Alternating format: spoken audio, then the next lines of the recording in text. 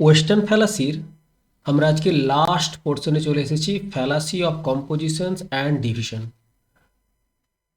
এই fallacy of compositions কাকে বলে?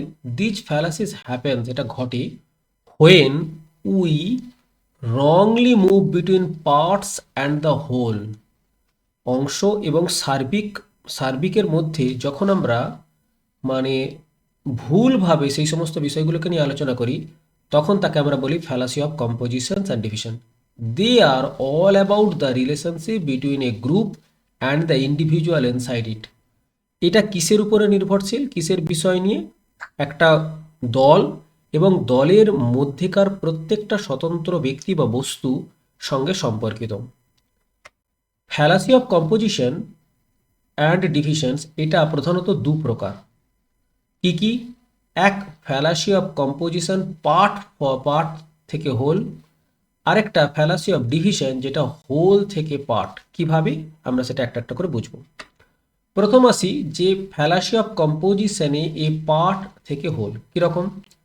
The fallacy happens when we think what is true for one part, what is true for one part, একটা অংশের জন্য যেটা সত্য, must be true for the whole group, সেটা একটা সম্পূর্ণ দলের জন্যও সেটা ঠিক। মানে যদি একজনের জন্য সে কথাটা উপযুক্ত হয়, তাহলে সেটা একটা দলের ক্ষেত্রেও উপযুক্ত হবে। যদি একজন ব্যক্তি ভালো হয়, তাহলে দলটাও ভালো হবে। একজন ব্যক্তি যদি খারাপ হয়, তাহলে দলটাও খারাপ হবে, এটাই বোঝাচ্ছে। But this is not always true, কিন্তু এটা সবসময় সত্য নয়। উদাহরণ কি? Every player in the basketball team is a superstar. প্রত্যেকটা দলের প্রত্যেকটা সদস্যই খুবই ভালো, বিখ্যাত। Therefore this must be a superstars team that never loses.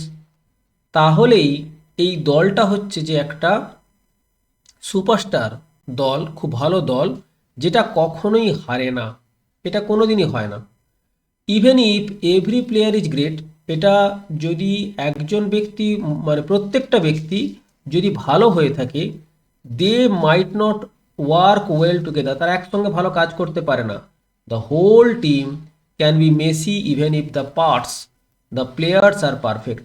গোটা দলটা একটা ছন্নছাড়া দল হয়ে যায়, কিন্তু প্রত্যেকটা সদস্য ভালো হওয়া সত্ত্বেও সেই দলটা কিন্তু একেবারে উপযুক্তভাবে ভালো দল হয় না। আরেকটা উদাহরণ কি?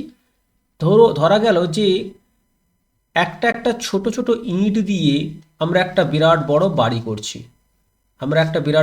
করছি। তো তার মানে ধরে নিয়ে যেতে পারে যে ছোট ছোট ইঁট ব্যবহার করার ফলে বাড়িটাও ছোট হবে, কিন্তু ব্যাপারটা তা নয়।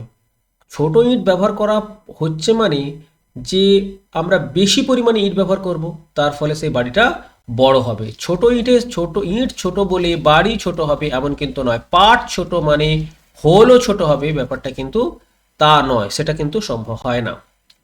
এর পরের পার্টে আসি, ফ্যালাসি অফ ডিভিশন এর উল্টোটা, whole for the part. This is exact opposite, এটা সম্পূর্ণ বিপরীত।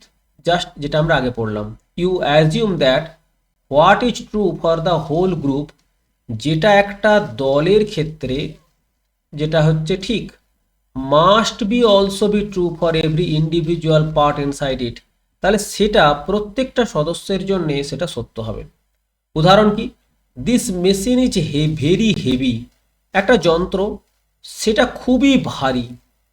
Therefore every time স্ক্রিউ and springs inside the machine must also be heavy. তাহলে এই যে ছোট ছোট স্ক্রুগুলো, ছোট ছোট যন্ত্রাংশগুলো, স্প্রিংগুলো এই মেশিনের মধ্যে যেগুলো আছে সেগুলোও খুব ভারী হবে। কিন্তু না, মেশিন ভারী মানেই তার ভিতরের যন্ত্রাংশও ভারী হবে এমন কিন্তু নয়। প্রত্যেকটা ছোট ছোট যন্ত্রাংশ একসঙ্গে মিশ্রিত হয়ে একটি বড় মেশিন তৈরি করে, সেটাই হচ্ছে ভারী হয়। ফ্যালাসিটা কি? The machine is heavy because it has million of parts. মেশিনটা ভারী কেন? কারণ এর মধ্যে লক্ষ লক্ষ অংশ আছে। But the individual screw are actually very light, কিন্তু এর মধ্যে যে ছোট ছোট যে স্ক্রুগুলো আছে সেটা কিন্তু খুবই হালকা। এটা হলো ফ্যালাসি অফ ডিভিশন, মানে হোল থেকে পার্ট, হোল মেশিন, পার্ট হচ্ছে যন্ত্রাংশ। আপনাদের যদি এরকম ভিডিও ভালো লাগে তাহলে এই চ্যানেলটাকে আপনারা সাবস্ক্রাইব করে রাখতে পারেন। Thank you.